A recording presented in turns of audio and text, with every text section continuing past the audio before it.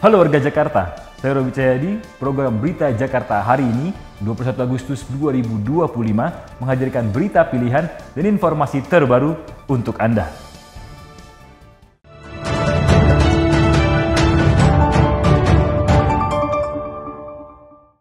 Warga Jakarta, sebelum kita ke berita utama Berita Jakarta hari ini, dari meja redaksi telah kami siapkan 3 berita pilihan dari website beritajakarta.id berikut ini. Informasi pertama, berbagai upaya mitigasi dilakukan Pemprov DKI Jakarta untuk menghadapi potensi curah hujan yang meningkat, serta banjir rob. Hingga saat ini sudah dilakukan 9 kali penerbangan dengan menaburkan 7,2 ton bahan semai di Jakarta dan sekitarnya.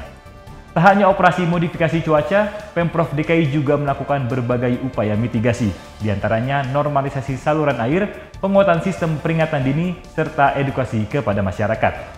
Sinergi dengan lembaga terkait dan partisipasi masyarakat menjadi kunci utama dalam mewujudkan Jakarta yang tangguh menghadapi bencana. Informasi selanjutnya, rencana revitalisasi Taman Marga Satwa Ragunan di Jakarta Selatan mendapat dukungan penuh dari DPRD DKI Jakarta. Namun harga tiket masuk harus tetap terjangkau masyarakat. Selama ini Taman Marga Satwa Ragunan menjadi tempat rekreasi favorit masyarakat karena harga tiket masuknya yang murah. Dengan adanya revitalisasi, diharapkan Taman Marga Satwa Ragunan akan lebih nyaman dan menghibur masyarakat. Kemudian ada informasi suku dinas PPK UKM Jakarta Selatan tengah mendata ulang para pedagang pasar Taman Puring, Jakarta Selatan yang terdampak kebakaran beberapa waktu lalu. Proses ini dilakukan sebagai langkah awal penataan untuk menentukan langkah kebijakan untuk mengakomodir seluruh pedagang secara adil dan tidak mengganggu aktivitas perdagangan. Proses pendataan diperkirakan selesai dalam 2 bulan ke depan. Informasi selengkapnya, warga Jakarta bisa langsung kunjungi website beritajakarta.id, website berita resmi pemerintah Provinsi DKI Jakarta.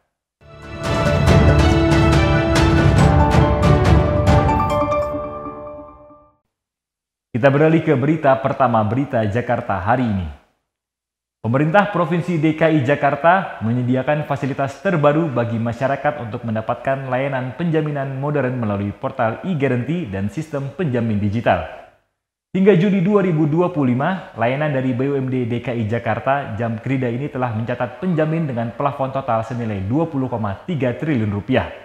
Dengan penyerapan tenaga kerja lebih dari 5 juta orang serta dukungan terhadap 3 juta lebih pelaku UMKM. Gubernur DKI Jakarta Pramono Anung resmi meluncurkan portal e-Garanti dan sistem penjamin digital. Inovasi ini diharapkan mampu memperkuat iklim usaha dan memudahkan akses pembiayaan bagi UMKM. Portal e-Garanti dan sistem penjamin digital ini merupakan hasil kolaborasi antara Badan Usaha Milik Daerah atau BUMD Pemprov DKI Jakarta, PT Jamkrida Jakarta, dengan PT Solusi Penjaminan Aman. Pramono mengatakan digitalisasi ini sangat penting, terutama untuk mempermudah pelaku UMKM yang kesulitan memenuhi persyaratan kredit dari bank. Kalau digitalisasi di masyarakat, di pasar, di UMKM sudah mulai menjadi lebih baik, jaminan digitalnya juga menjadi lebih baik, saya yakin syarat kita untuk menjadi kota yang secara sungguh-sungguh digitalisasi dijalankan akan bisa dilakukan. Sekali lagi selamat atas kerjasama penandatanganan antara Jamkrida dengan Solusi Penjamin Aman ini. Mudah-mudahan ini menjadi awal baru kita untuk berbenah di dalam BUMD, UMKM dan juga pemerintah Jakarta kita. Dengan adanya platform ini, diharapkan seluruh proses penjaminan dapat dicatat secara rapi, teraudit, dan efisien untuk memperkuat kepercayaan publik. Tim Berita Jakarta melaporkan. Kita beralih ke berita selanjutnya. Gubernur DKI Jakarta Pramono Anung menerima kedatangan Gubernur DKI Jakarta periode 2014 hingga 2017 Basuki Cahayapurnama atau Ahok di Balai Kota Jakarta. Dalam pertemuan ini, Ahok memberikan berbagai masukan mulai dari penyesuaian tarif pajak bumi dan bangunan atau PBB hingga pentingnya digitalisasi perparkiran. Pertemuan Gubernur DKI Jakarta Pramono Anung dengan Basuki Cahayapurnama atau Ahok yang pernah menjabat sebagai Gubernur DKI Jakarta merupakan langkah positif dalam proses pembangunan kota Jakarta. Pramono mengatakan pengalaman yang dimiliki Ahok saat menjabat sebagai Gubernur DKI Jakarta dapat dijadikan pembelajaran. Pokoknya saya belajar dari Pak Ahok ya. Sementara Ahok mengungkapkan salah satu pokok bahasan utama diskusi dengan Pramono adalah evaluasi nilai jual objek pajak atau NJOP serta penyesuaian pajak bumi dan bangunan atau PBB. Dalam diskusinya dengan Pramono, Ahok meminta Pramono mempertimbangkan penurunan pajak bumi dan bangunan. Jadi prinsip PBB itu kan tidak boleh melebihi NJOP. Dari harga pasar NJOP kan gitu. Kalau sekarang kan banyak sekali tanah-tanah dijual. Harga NJOP aja kadang nggak laku. Makanya tahun depan mungkin harus dievaluasi. Mungkin ada beberapa bagian tanah yang harus diturunkan PBB-nya.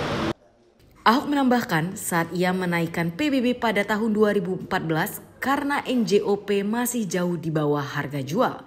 Namun kini kondisi terbalik di mana harga properti melemah sehingga PBB harus menyesuaikan.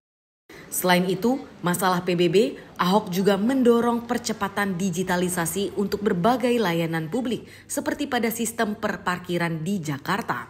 Ia menilai sistem manual atau mesin saat ini kurang efisien dan sebaiknya diganti dengan sistem digital yang terintegrasi. Tim Berita Jakarta melaporkan.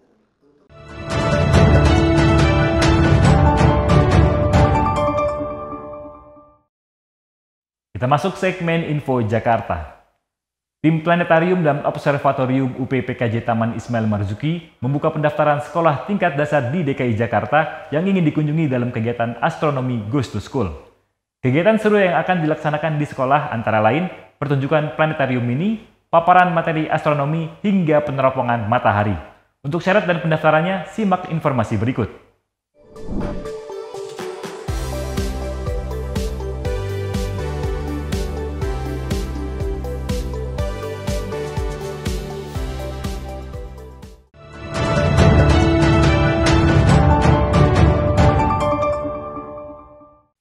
Beralih ke informasi cuaca. Sebelum memulai aktivitas esok hari, warga Jakarta bisa melihat perakiraan cuaca yang dirilis BMKG berikut ini. Dikutip dari laman bmkg.go.id pada Jumat 22 Agustus 2025, sebagian besar wilayah Jakarta akan diperkirakan hujan ringan. Wilayah yang akan diguyur hujan ringan yakni Jakarta Selatan, Jakarta Timur, Jakarta Barat, dan Kepulauan Seribu. Sementara Jakarta Pusat dan Jakarta Utara diperkirakan berawan. Suhu udara berkisar antara 23 hingga 29 derajat Celcius. Masyarakat diimbau tetap waspada terhadap perubahan cuaca. Demikian program Berita Jakarta hari ini. Saya Robi Cahyadi dan tim redaksi yang bertugas undur diri. Menyongsong 5 abad Jakarta, jati diri Indonesia, megapolitan dunia. Sampai jumpa.